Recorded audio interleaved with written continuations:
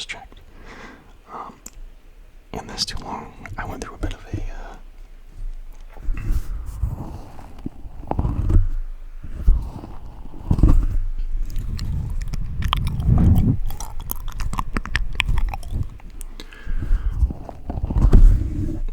we'll call it a spiritual crisis.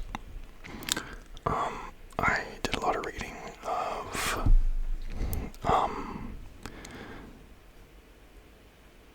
the Bible, both testaments, and then I still was filled with like doubt, you know. And then I started reading like the teachings of Buddha. I forgot what the holy book is called, but I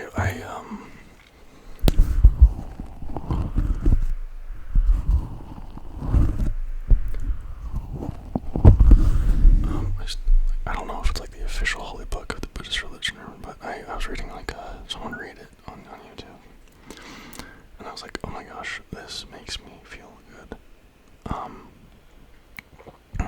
But I'm not really gonna talk about religion because actually I'm gonna talk about religion.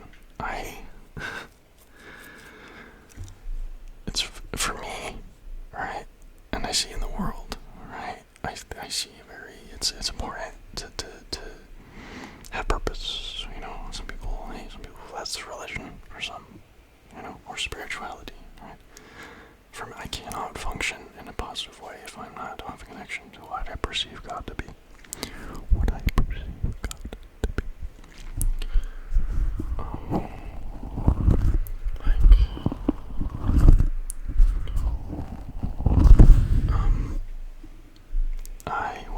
I'm gonna put this on while I talk.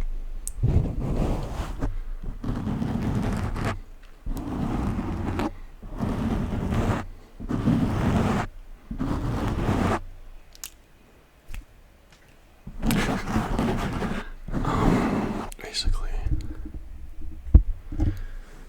like I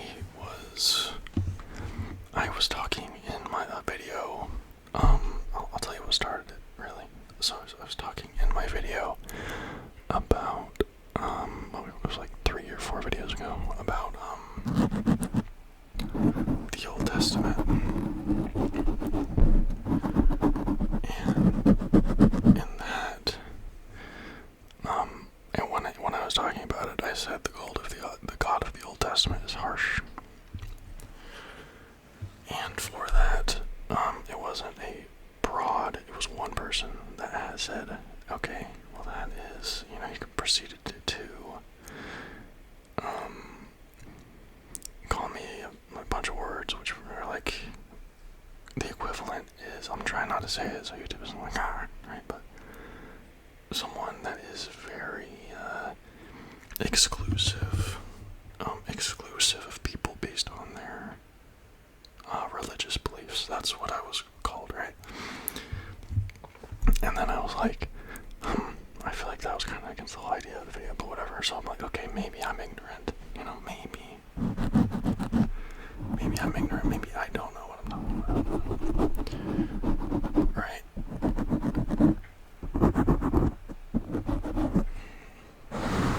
So I went ahead and read the Bible again. I was like, maybe I don't know what I'm talking about, you know. And then now that I have done that again, yes, the God of the Old Testament was harsh.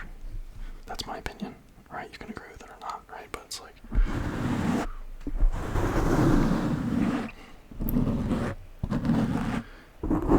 it just really like got to me, right? It was like, oh my gosh, that really got to me. I'm not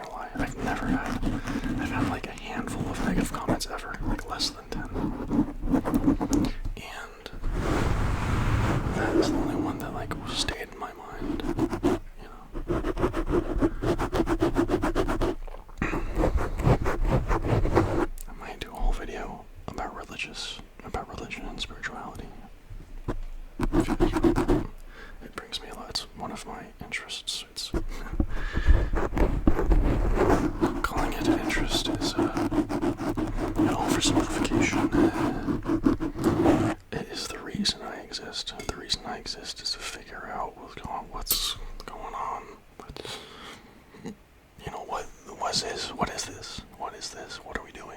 You know, why are we doing it? Did someone make us do it? Are we doing it ourselves? You know. Anyway, I hunger for this knowledge. I thirst for it.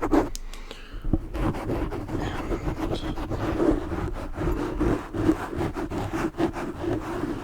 my recent, I guess recently, it has like led me to, like, I've been reading a lot of Buddhism stuff.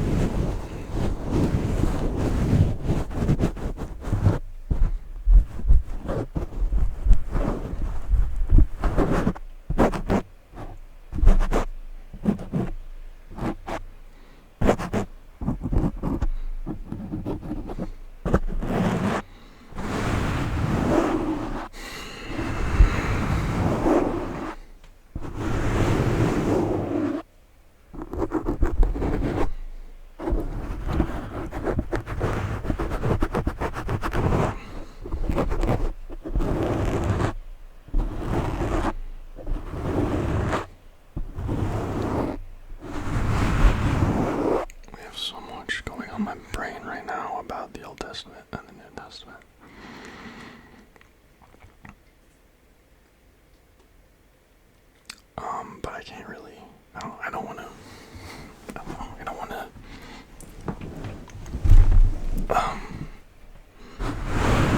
offend anyone, but being offended is kind of important. What do I mean by that? If you're never open to having your beliefs challenged, you're never going to learn anything, you know? Like, oh my gosh, I'm about to be so personal with you guys. But my channel's pretty small right now, so hopefully not many of you, know what's going on. But I have had delusions, like serious delusions, like my mind not working correctly and me delusionally thinking that something that is not true is true.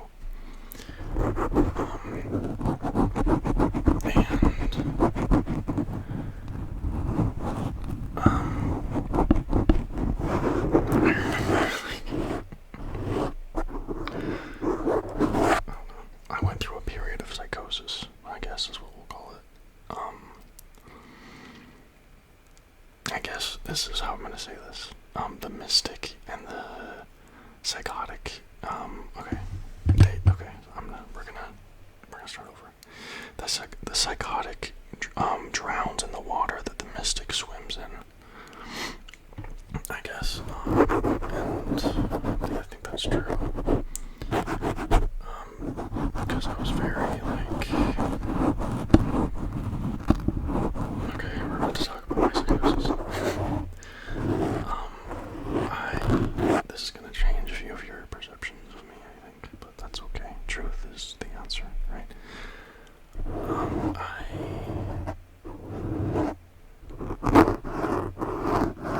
This is intense.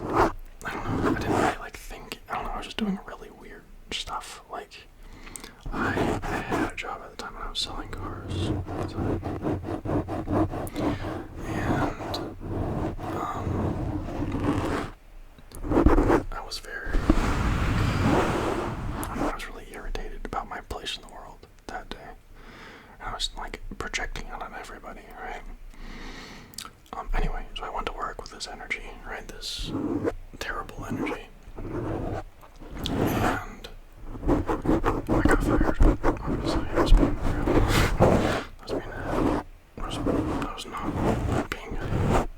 I was not acting in a workplace appropriate manner. And, after that, I drove till the gas in my car ran out, and then I just walked. There was a mountain nearby, and I walked up the mountain, and I walked down the mountain, and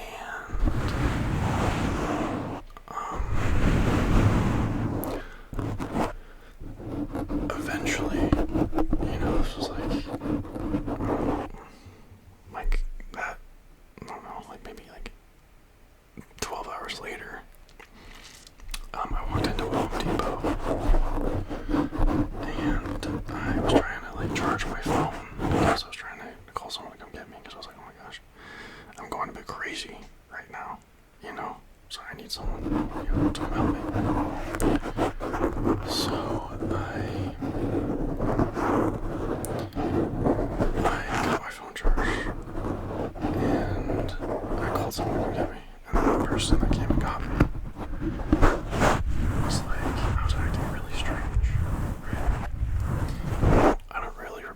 most of it, I'll be honest, but they were like, you need to go to the hospital.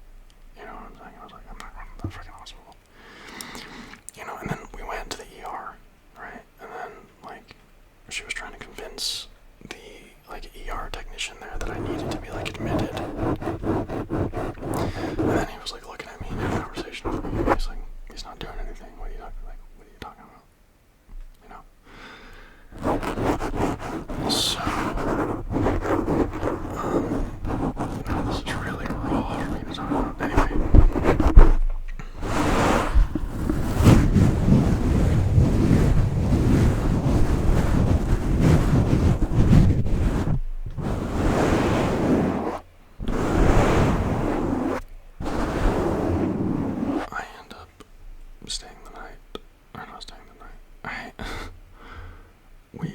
I was gonna stay at her house for the night. So she could like watch me or whatever. And there was a party going on at my friend's house that night. This is all kind of happened at the same time. She was like, "Yeah, you can't go to that party, bro. You're crazy. What are you gonna? You're literally crazy right now. Why would you go to a party? You need to calm down, right?" And so she was like trying to take me there against my will, and I did not like that. You know, so I jump out of the car while it's moving, and I walk my ass to that party. Right? And I was acting real weird at the party.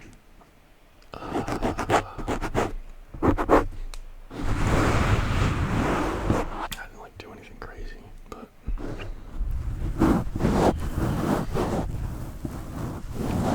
I think this is the main thing I remember. I was trying to drink, like, to stop feeling the way I was feeling, you know, like to get drunk. I just kept taking shots and shots and shots and nothing. Like my like panic, my existential panic was staying there, right? And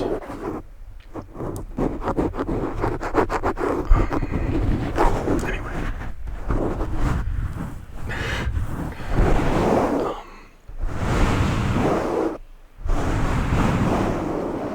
Basically, the night ends with my friends telling me I should go to the hospital.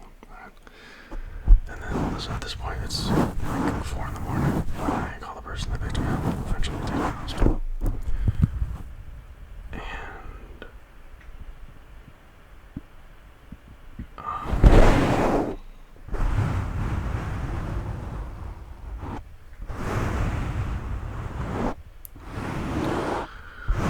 basically,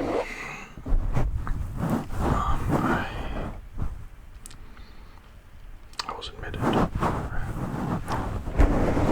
ER, and I was just like in the room for a while. There's like the ER examination or whatever, right? And I remember, like, I was there for like hours, and I was getting really frustrated. And keep in mind, I was in a very bad state of mind, right? And so I was like, so the nurse kept coming in, like, checking on me and stuff, and I was like, why am I here? Why can't I leave? You know? It was like, because the doctor blue sheeted you. I didn't even know what that meant at the time, right? And,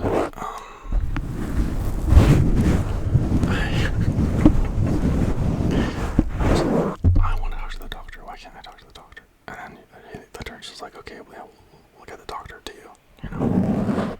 Right? And then I'm a large person. So that is important for the remainder of the story. And so basically, I open the door to the outside, right? I can't believe it was unlocked, but and then the doctor that blue sheeted me is right next to me, right? And then I'm like all mad. I'm like, are you the doctor that blue sheeted me? He looks at me. He goes, no.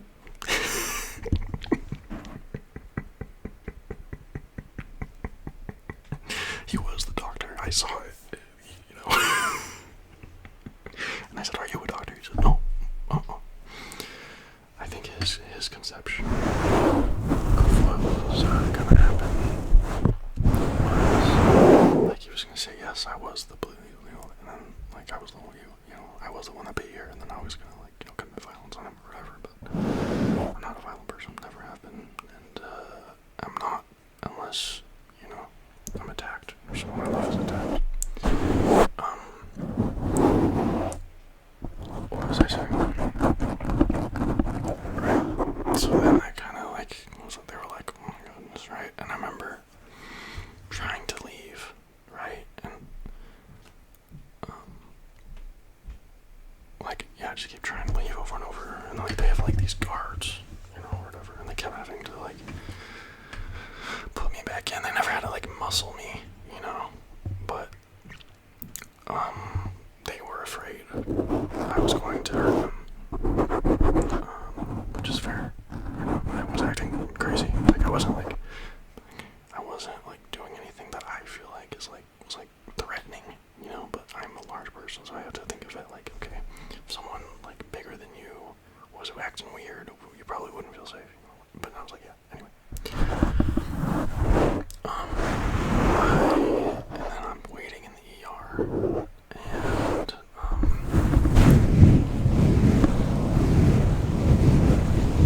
eventually they get an ambulance to, take me from the ER to the medical health unit, which is not even a mile away, right? By the way, that ambulance ride cost me $600.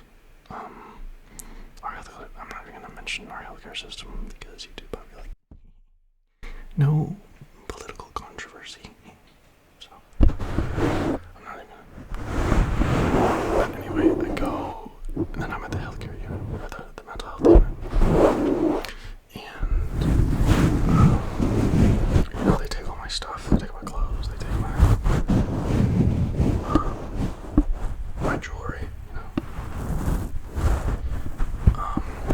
And they give me a room. And this was the place with the highest, like, acuity, which means, like, the most dangerous, people go there, right? Which I did not feel like I deserved. But, once again, I understand that I can come off as very threatening and intimidating. Anyway. So, I'm in the unit. I think I was there for, like, a week or two. Maybe like a week and a half. Maybe. And it was really not a vibe. I'm so honest with you. It was just terrible. It was terrible. It was like in my top 10 worst experiences I've had. Just like everyone, I was acting crazy, right? But I was not. Like the lack of freedom I had there was very concerning for me, and the fact that I didn't have, control over my medication that I was taking was really, like, they say, they tell you that you can take whatever medication, you can refuse medication if you want, right? But when you like, I'm gonna take this off.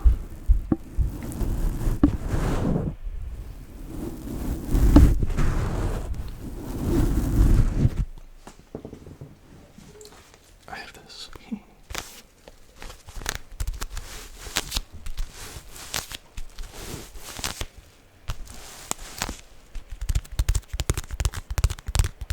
Where was I?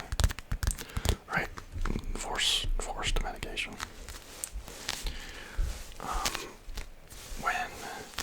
When you get like involuntarily admitted to a hospital, there's like a trial kind of thing that you have with a judge, and you're assigned, your own defense, your own lawyer and stuff, about if you're a danger to yourself or, the society, right? And one of the things that, they look for is, like, has he been taking has he been taking the drugs that the psychiatrist prescribed for him, right? And the answer was yes, because for me, right, because I didn't want to be stuck in there, because if I hadn't done that, if I hadn't taken them willfully, right, they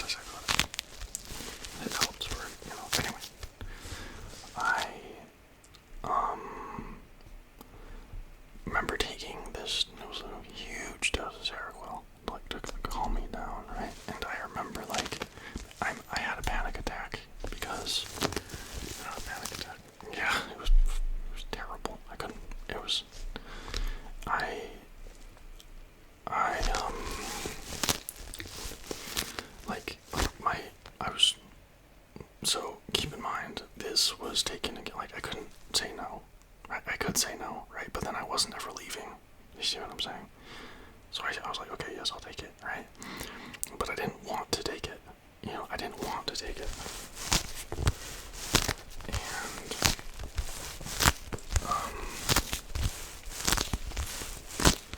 so I was like, I had this drug in my system that I didn't want, and it was like making me fall asleep, right? But I was like, I didn't like want to go to sleep yet. So I was like, I don't even know how to explain it. My brain, like my body was fighting it, you know, and I think that resulted in a panic attack. Anyway.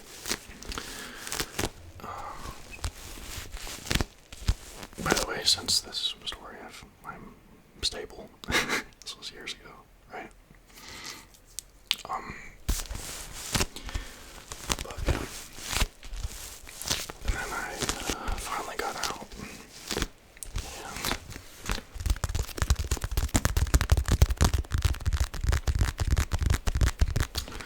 And I got out, and then, life continued.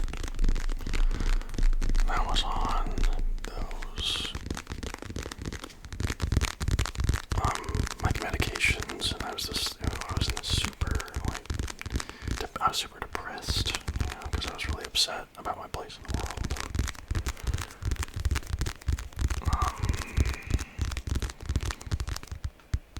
And then, like, none of the medications were working for me, like the SSRIs, you know.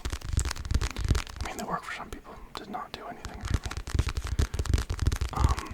And I tried, well, many of them. But, you know, it was extremely effective in treating my depression and all of my mental issues and my perception of things was ketamine treatment.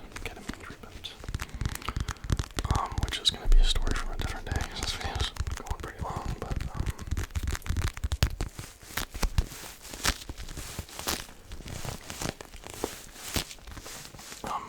like, the ketamine treatments changed my life, you know, like, I've done a lot of psychedelics, right, and it was like that, but much less intense, much, like, you know, I was connected to a heart monitor, there was a nurse watching me the whole time, it was much better, you know, and I would recommend it. It's very expensive, for me it was like $200 a session, I think there's like 6 sessions,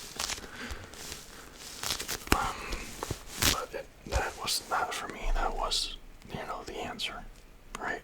Like, nothing's gonna solve anything for you, right? Unless you want to solve it yourself, but it helped me see that I was capable of dealing with my problems.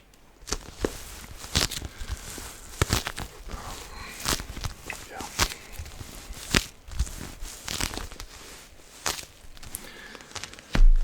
Well, that was a very intense, that was emotionally intense for me. But talking about things, you know, hey, the truth is always good. When you think about that, I'm blanking on when saying the truth is bad. Okay. I love all you guys. I'm sorry I was gone for so long, but I'm back. I'll have this video up ASAP. I love you all. Thank you guys for like reaching out to me. I was like, hey, where are you? Are you okay? Yes, I am okay. I love you all.